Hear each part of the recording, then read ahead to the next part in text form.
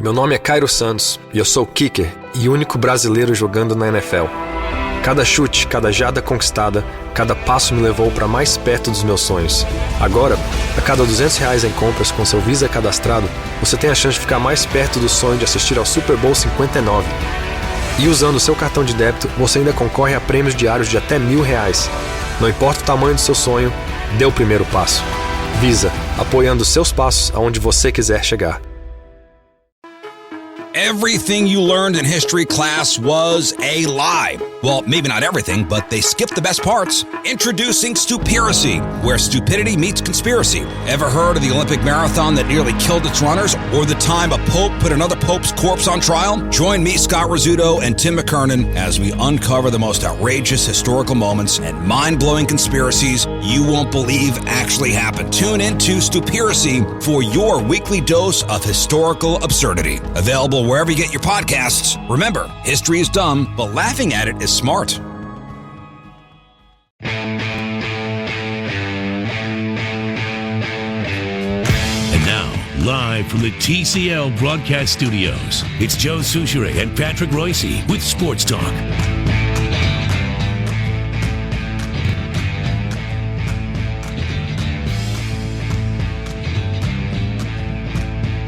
And it's the best of Sports Talk here on a Friday afternoon. No, I'm just kidding, folks. Just kidding.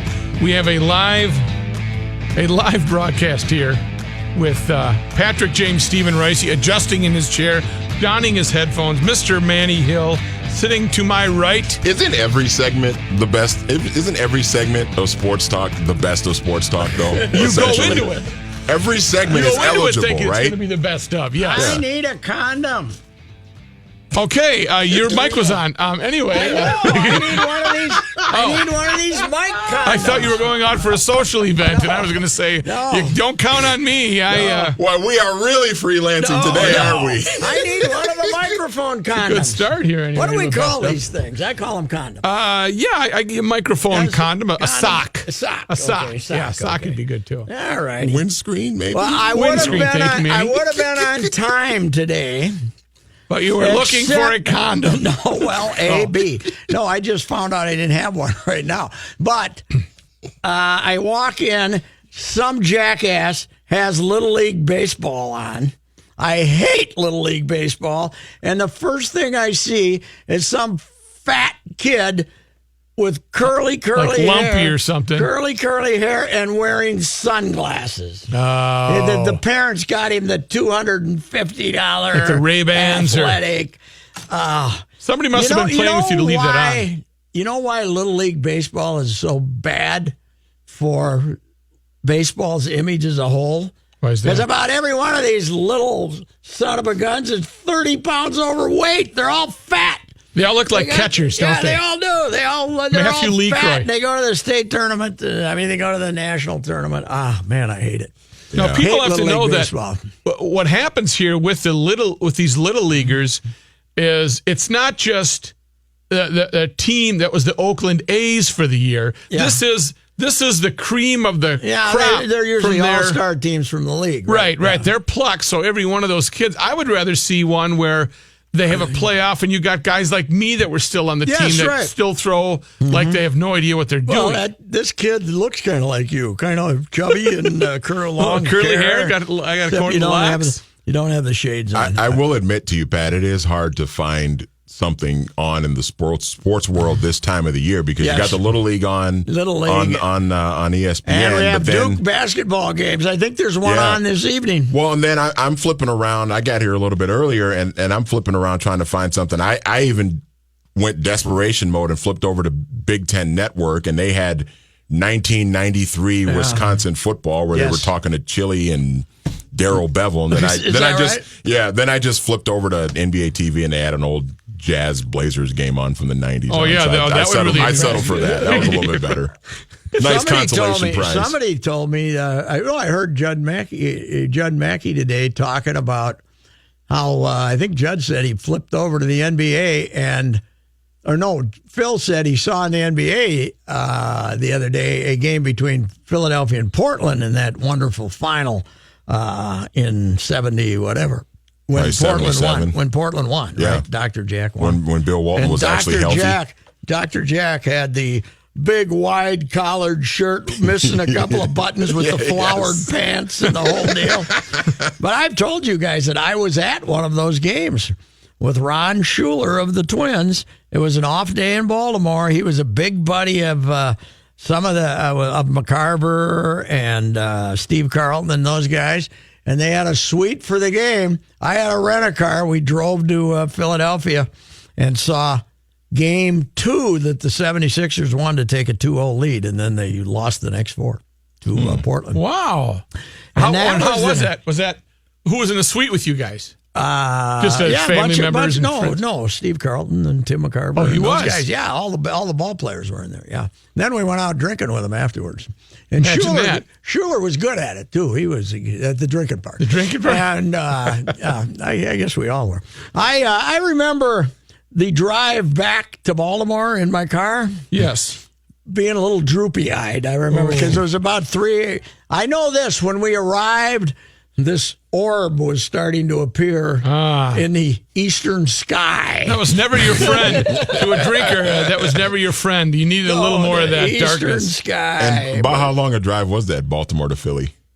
Well, I could have perhaps taken 2 or 3 wrong turns, so I don't know. 3 days. Where am I? It took us 3 days to get to Baltimore. And this was one of those mornings when you wake up and you reach your face around and say, God, dang it, I'm still alive.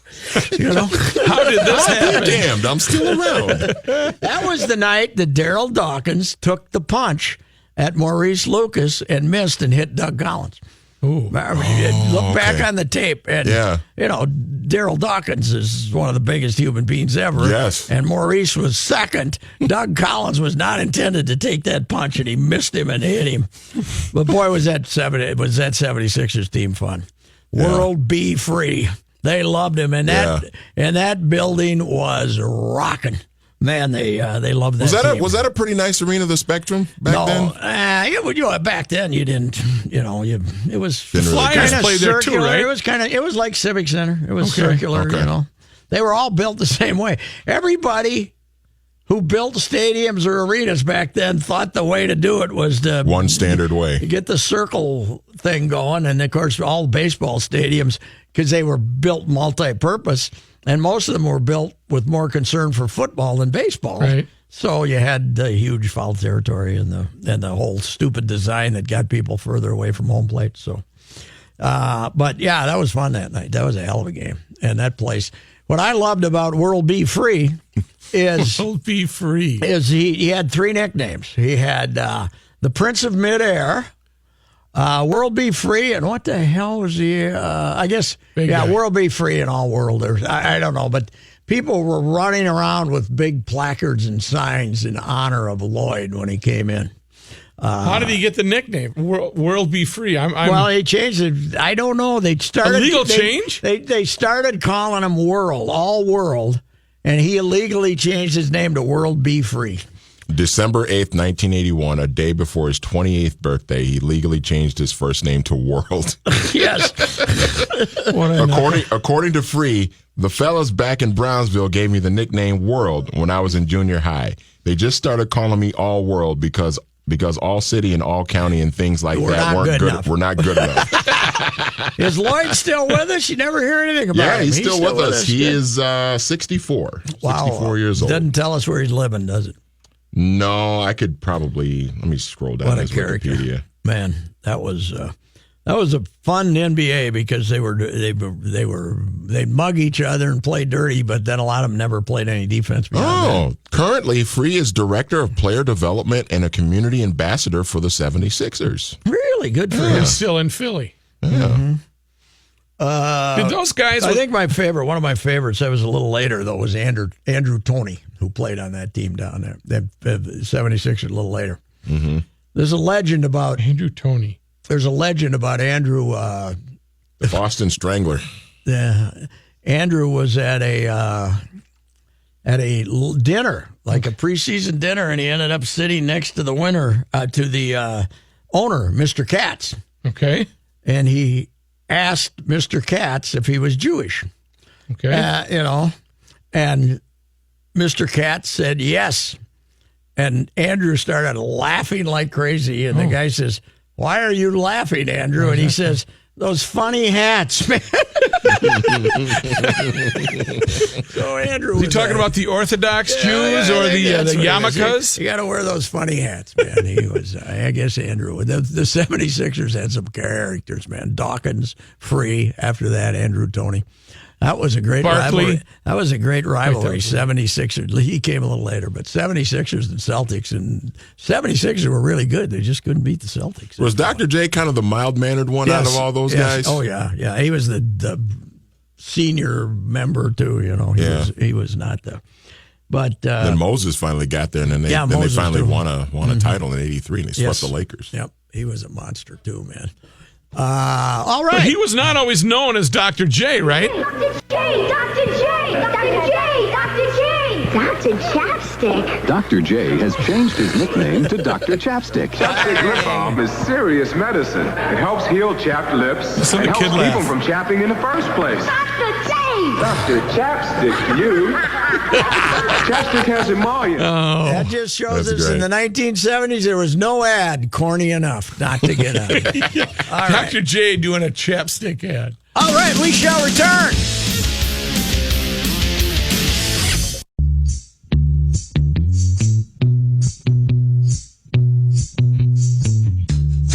What you drinking? Rum or whiskey? Now won't you have a This is a good tune. That is not too bad. double with me? That is Kenny too brought bad. this to us. I'm sorry I'm a little late. So we get over the desk. Macy Gray? Who was that? It's the I remember her name. Never Forget You by the... It started with the D, I think. Hey, I don't get the joke on the gas leak. Explain this to me, would you please? Let's introduce the segment. Okay. This is the Freelance Friday. Yes. It's or the Friday Freelance. We haven't decided Yeah. which. And what's on Kenny's mind? Yeah, what's on Kenny's mind? Kenny wants to be left the hell alone. Yes, hey. Leave me alone. Okay. My That's the God. Noisettes, by the way. The Noisettes, Never Forget You. This goes back to a tweet yesterday. Tell me about it. Yesterday at 5:20 or so, Okay. I'm sitting at the desk. I got all the scanners blasting. I hear the Hennepin County scanners say a gas line, and I quoted the dispatcher. A gas line has been cut, 420 69th Avenue. And the first thing in my nerd brain is, there's no 69th Avenue. Where's 69th Avenue? At 4th and 69th? No, that doesn't exist. So I wait, and she says it again. So I go look it up, and I find it. There it is in the map, Brooklyn Center. It exists. Okay. 69th goes east and west, not north and south. So I thinking that other dummies, nerds like me, aren't going to believe the address. I get a screen grab of the map, and I put it up, and I quote the dispatcher, and the tweet says, a gas line has been cut at 420 69th Avenue, whatever, north. Yeah. And I go This about is my factual, business. right? Then this is all factual. And I turn the scanner off. I go home, and it gets a few retweets, whatever. Meanwhile, I go out last night. My phone dies. I ignore it. I get home. I turn on the phone, get it charged, and I see it's got 805 likes.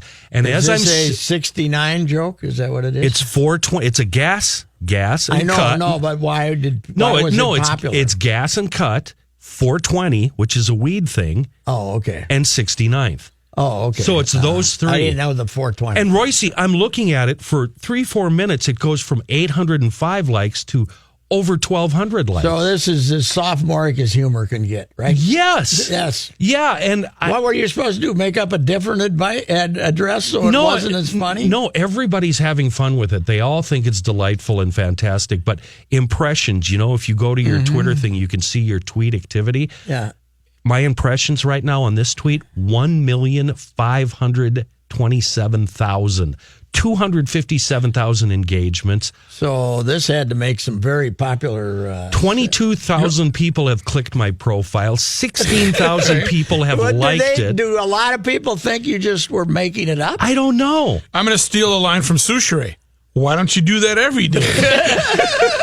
3,600 retweets, and I've picked up a couple of hundred followers in the meantime. Well, now you have to be tasteless and send some stuff out. The thing is, some sly humor. Right, they're waiting for the next one. I mean, you of all people know that I have a love-hate, mostly hate relationship with Twitter. It really bugs me because you work and you work and you work and you try to give good information, and everybody ignores you. Or you put out a story out there that's heart-touching and warm, and it'll bring a tear to your eye. Everybody ignores it. You make a fart joke, boom, it explodes. You know what? What the hell? This explains the popularity of morning radio. This is what it explains. It's low-hanging fruit. The stupider the joke, the better it's going to be. Lower your standards, That's the right. whole deal. That's Or, we're going to send flowers to who do you want to? And the guy says, Lisa from the dairy store, and not your wife. Oh, your wife's on. It's all set up and made up, and it's. But this just happened. I mean, this was organic, and I wasn't trying to. Patrick, I could sit down for 24 hours and concoct the world's best joke. It would get 2 likes, and I'd lose 20 people would unfollow me. But you make. Yeah, well, I don't. Okay. I don't. Yeah, get of course. For me, I've been told before about what's the 420 connection to marijuana? A date? It's a date that it became legal or something someplace. What is it? It's we know it's Hitler's birthday. We know it's something else. I don't know. It's everything that has to do with on April 20th. It's 420 or. Yeah, but it's like Pi Day, but for dope. What's that have? Yeah, but what happened on that day? I have no idea. Well, they cut a gas line, and it was on 69th. Right, on a street named 69th. Okay. I'm looking it up. 420 meaning. Well, why is 420? 420 noun. 420 used to refer to marijuana or to the act of smoking marijuana. Yes. For April 20th, 420 considered an occasion for smoking or celebrating the smoking so far of they haven't marijuana. told us anything. Why? 420 cannabis culture. It's a code term, and let's find out why. Origins in 1971. Police code, you dumb. It's a police code. Oh, it's a police code. It's a police code for marijuana possession? There you go. Okay, I didn't know that. Thanks, Chris, for knowing that. Yeah, but is it a police code in just one place, or is it all 420 I think it's everywhere? universal. Who knows? Okay. And why does Reavers know about that? Well, I think he has family members in law enforcement. Boy, I hope that's the reason, huh? Yes. I really hope that's the reason. Okay. Yeah. Oh, that's why it's 420. So I don't understand it. You know Patrick. what? It's too hard to. The humor today is too hard. You gotta. Every acronym is now a joke or some damn thing. Yeah. It's too hard. But hey, you're more popular than you've ever been. Yeah, exactly what I don't want. Yeah. I want to retire to a small town and sit on my porch in a rocking chair and yell Maybe swear you words can. at people. Maybe you can charge people to follow you. Threaten them Okay, to. but wait a minute. Threaten them. Send me $5 or I'm going to block you. How about that? But we need to. That's another thing I did last Friday when we got noticed, Patrick. I went into my blocked users and I unblocked everybody. I am currently not blocking one single soul. I can't find that on mine. I don't know where it is. So yeah, But we need to investigate this even further.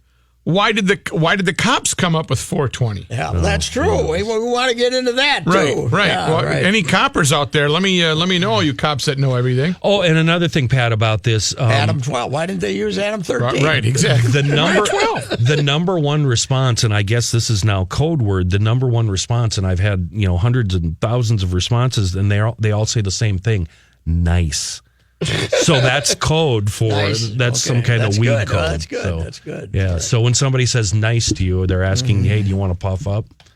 Here's a guy who's Want to take to the reefer? here's the guy that's probably heard the 420 code shouted in the car behind him with the bet he red knows light why. on in the back. It's Bruce Vail with the Your Money Now report. Comes to us courtesy of Owatonna's own Federated Insurance. Do you know the origin of 420? I do indeed, and it's not the police code. That's an urban myth. Oh. The most popular conception of how it came out to be 420 is that's when a group of kids would get together after school and start smoking weed. That's what I had heard too. It went back to decades back in California. They'd all start hanging out at 420 and light it up. That makes way more sense. That may be another urban myth, but that's the one that is the highly thought of as being realistic. All right, don't bogart that microphone. Okay. Well, we had a winning session today to wrap up the week. Took a while, but stocks did close higher with the Dow Jones Industrial Average. I had 110 points, closing at 25,669. The NASDAQ Composite rose 9 points. The S&P 500 also gained 9 points. Another change is coming from the struggling subscription movie service MoviePass. The company has implemented new restrictions on its service, including limiting movie options to a choice of just 6 a day. There may be further limitations on showtime availability for those 6 selected movies. And Google has changed a help page on its website that erroneously described how its location history setting works, clarifying for users that it still tracks your location even when you turn the setting off. The change comes days after an Associated Press investigation revealed that several Google apps and websites store user location even if users have turned off location history on their settings. I'm Bruce Mayo with your money now on 1500 ESPN. All right, sir. Have a good weekend. We'll talk again on Monday. Let's check traffic here. And before we go any further, I want to mention this closure this weekend. Southbound 35W shutting it down all weekend from County C down to 4th Street in Minneapolis. Starts at 9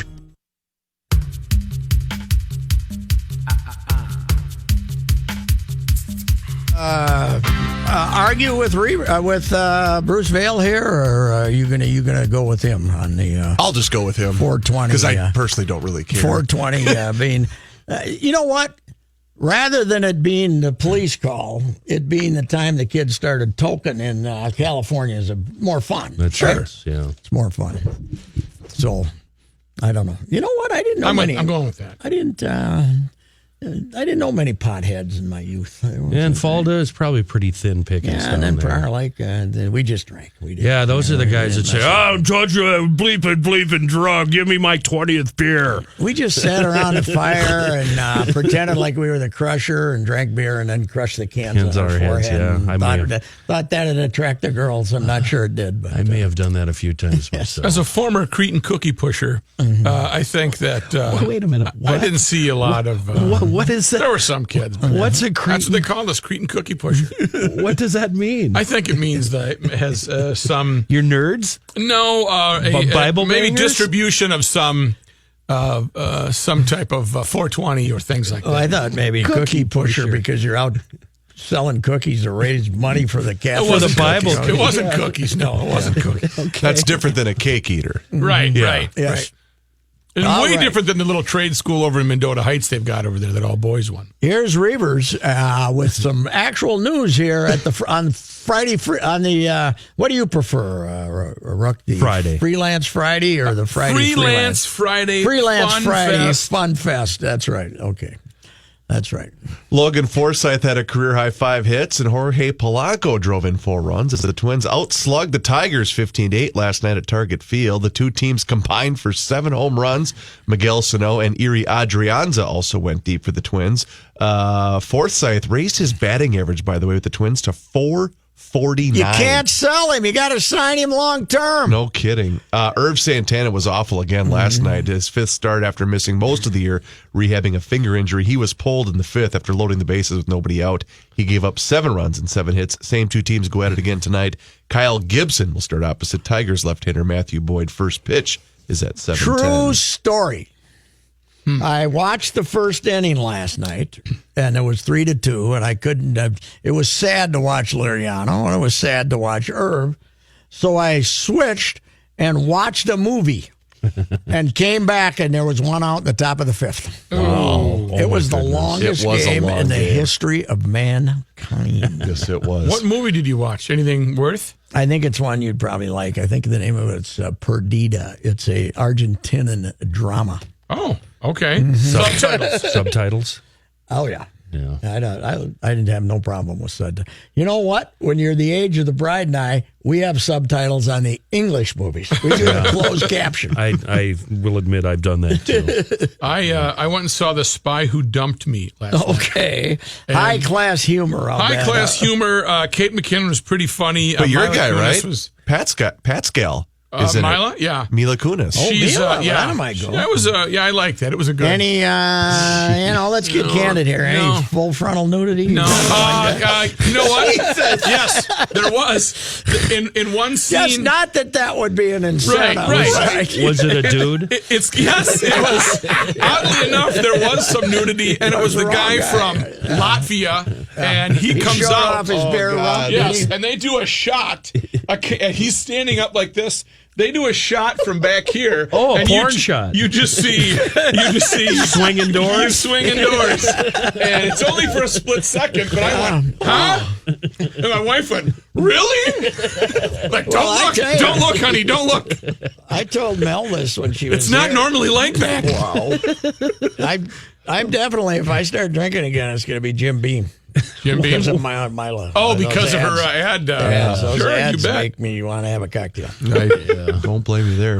What about the fact that she's going to bed every night with Ashton Kutcher? Does that, that bothers me. that kind of kills I think he the can get mood? over that at this point. Yeah, but she was married to Macaulay Culkin for a long time, too. Married? I think so. Yeah, they were married. Yeah. 2000. She said, I heard down the hall that she takes blame for the failure of that relationship because she called herself, referring to herself as psycho. Really? Yeah, she said the reason that relationship failed was Hasn't me. Macaulay had some drug problems? Yes, he has. 420. No. More than 420. Are they in fact problems, Patrick? Right.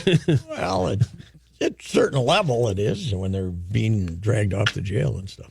News notes from today. President Donald Trump said today that he suspects he'll very quickly revoke the security clearance for a Justice Department official whose wife worked for the firm involved in producing documentation on Trump's ties to Russia.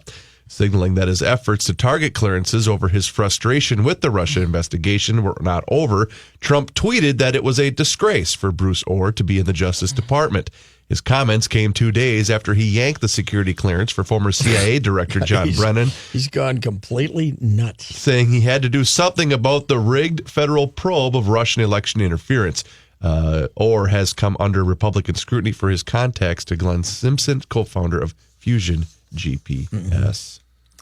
An American couple decided to bicycle around the world in an attempt to prove that evil does not exist. Yeah, they chose to bicycle through ISIS territory, and ISIS killed them both. Oh, well. So the theory is falling on hard times. The news of their deaths broke back on August 8th. Jay Austin. That's a good one. Hope fallen on hard times. That's good. And his girlfriend, Lauren Geoghegan, left their D.C. government jobs nearly 2 years ago to embark on a worldwide bike tour.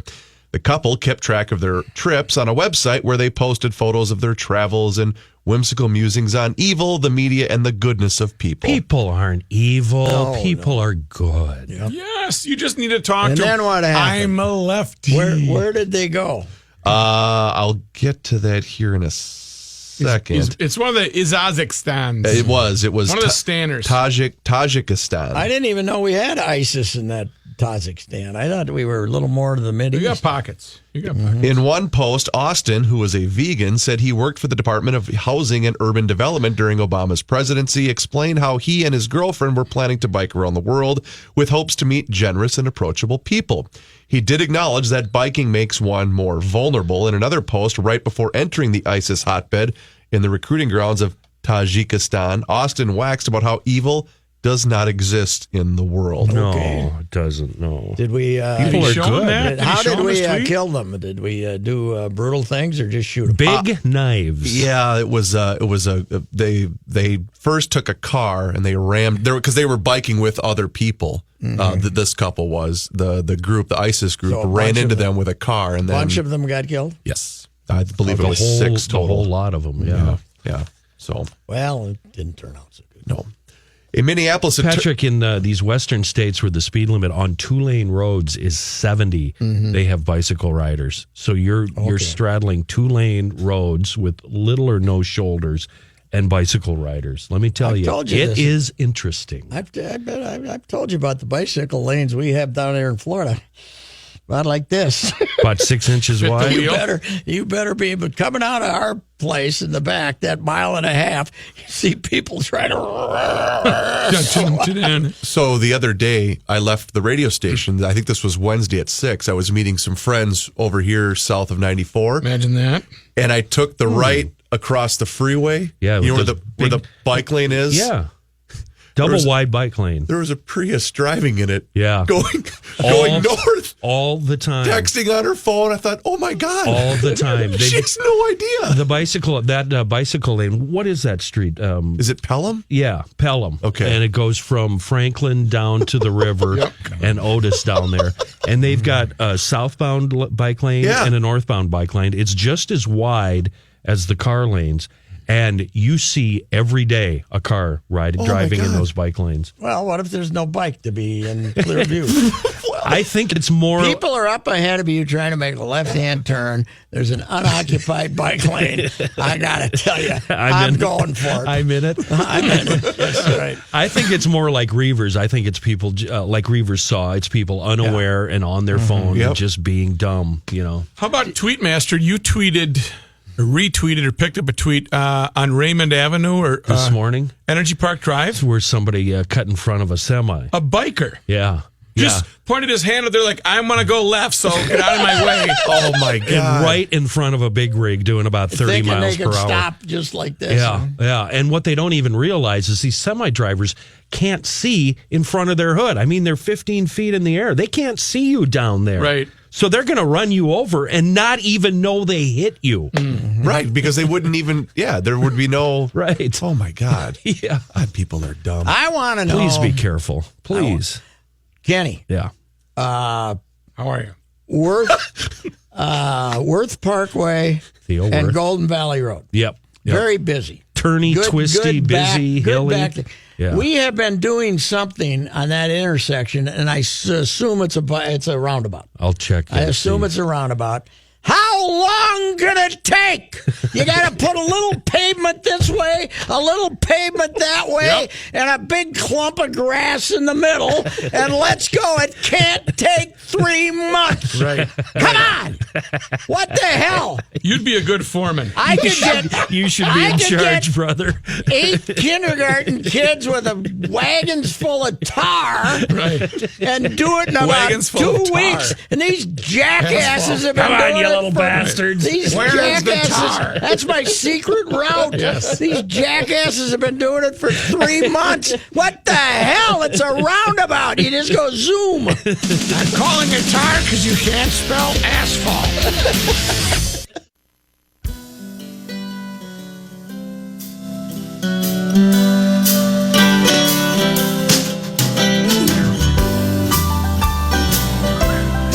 Let's head to Ulster Park, New York, fellas. Ulster Park. That's east. Steve? This guy knows New York. He goes there for lunch. So let's go. What do you want to know? Free of charge. Steve Sturt started Donkey Park after he lost his job as a software engineer for IBM 6 years ago. He first heard about donkeys from his daughter in veterinary school and fell in love with them. Now he's devoting his life to providing an opportunity for people to interact with donkeys. And a blow to the back of the neck is the punch name for this animal. Mike. What is a donkey? No. Betsy. What is a rabbit punch? Rabbit, yes. I did that yesterday. Donkeys resonate with who I am, says the 59-year-old, whose epiphany came after 26 years glued to the computer screen. They brought out this caring, sensitive person that I had pushed to the background while trying to be successful. Oh, shut up. He has 11 donkeys, a mule, and a donkey-zebra hybrid that live in a neat 1.5-acre mini ranch at his home 80 miles north of New York City. What sicko puts a donkey and a zebra in the same pen and then sits there with his video cam on a tripod? What kind of weird... kinky freak does that? This country's going to hell. This It country's sure going to has. hell in a handbasket, as they used to say in Fulda, Minnesota. He takes them to schools, nursing homes, and events for children with disabilities. Hey, look at this freak. His stripes are sideways. Oh, my God. By the way, Patrick, during the commercial break, after your recommendation about becoming a foreman for job sites, my brother texted me with a great idea. CrabbyAsphalt.com. The foreman has no idea how the work is done. He just wants it done. I'm here. How long does this bleeping take? A Mexico City restaurant is in By trouble. the way, back to the donkeys. Oh, yeah. One of the most troubling sights of my youth in Fulda, Minnesota, I was just a young, impressionable kid, was my old man and his drinking buddies playing donkey baseball up at the you're kidding up me. at the Where do they Fulda get ballpark. nine? Where do they get nine somebody mules? brought in like there was donkey basketball was around. A donkey breeder. I got a donkey good deal baseball. on 18 jackasses. These guys, the old man trying to drive a donkey after about 7 martinis was kind of a Did you say traumatizing. drive a donkey? Oh, yeah. Hop on and give it the spurs. It's got a steering wheel. Turn off your blinker. Trying to ride. And these donkeys, I could just get a small glimpse because I wasn't too old, but they didn't like their jobs. No. They got sick of being dragged around the outback of America and having to go out there and pretend like they were playing baseball. And they're not giant animals, so I'm sure some of these guys were dragging their heels on the ground. Oh, yeah. And they had to do it for both teams, too. You know, So there were only 9. There weren't 18. No, they were like 5 or 6, so they had to be both teams, you know. It's like being a 9-man football. You got to play offense and defense. Hurry up and send that tweet so I can retweet it. A Mexico City restaurant is in trouble after recently putting a protected species of tarantula on its menu. In a video posted to its Facebook page, Who has a protected species of a tarantula? Mexico City. Splat. In a video posted to its Facebook page that shows a chef torching one until it's blackened, the Federal Environmental Protection Agency said it was alerted to the situation via social media and seized 4 tarantula corpses that were ready to be served up on tortilla shells. The tarantula tacos were apparently on offer for 500 pesos, or 50 times the price of a basic street taco. The restaurant's menu also features other delicacies as grasshoppers, worms, and ant eggs, which have a long tradition in Mexican cuisine, and scorpions, which are less common. You know what you don't get around here? What? Tongue tacos. Oh, yuck. What is it like, the beef tongue? I was at, it's a great delicacy. Really? Beef tongue. But I've heard of it. I've never tried When it. I was hanging out with Oscar De La Hoya for 3 days, King's Taco was right up the street from them. Okay. And they had beef, chicken, and tongue were the 3. Tongue taco. Tongue taco. I think I've seen that movie. I saw his brain churning, and I was wondering what was coming I got out. that halfway out and said, I was smart enough to be quiet. Who cares? I'm going for it. Right. A Slovakian. You get the guy puts the beef, the chicken, the tongue. Last week at this.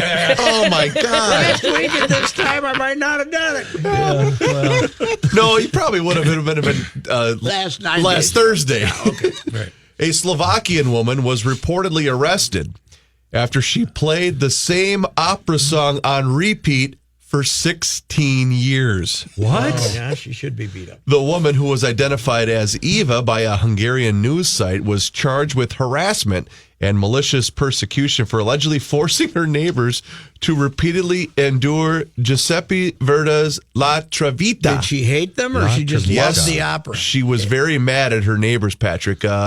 She began doing this 16 years ago to drown out the noise of a neighbor's barking dog, Chris, and never I got it. stopped. Chris. Yeah? Yeah, I was going to say, so they waited 16 years to finally complain? Thank you. That's what I want to know. Thank After you. a year Was she- or 2, I might have After got about a week, upset. was this digital? Was she playing it on a computer? Was Don't know was that. it vinyl? I don't I know can that. guarantee Filling you, in for the mayor today, Manny. Right. I can guarantee you, if it takes 16 years to build this roundabout, I'm going to not. After a year or 2, I'm going to be bitching. No, you go play this opera song outside of the job site. Come on. A little tar. Let's go. Boom, boom. Do you mean asphalt? Yeah, beat it down with a shovel and let's get moving. By the way, she faces up to 6 months in jail if found guilty of the charges. Put her away. Put her away. Are you trying to play something, Rook? There we go. Did you find it?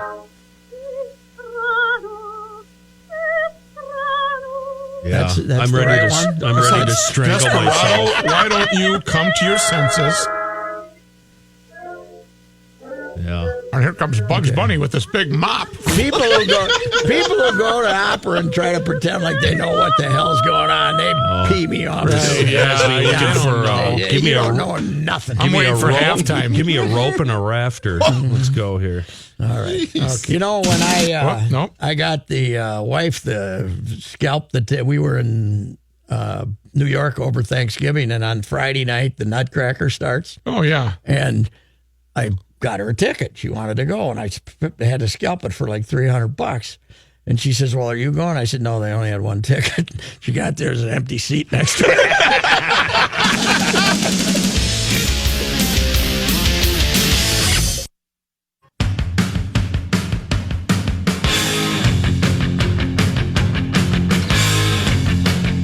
Don't you love the fact that this state fair that's coming up next Thursday is going to be the last ever Garage Logic at the state fair? Yeah, it's a little bittersweet. The fans are going to drive our buddy nuts.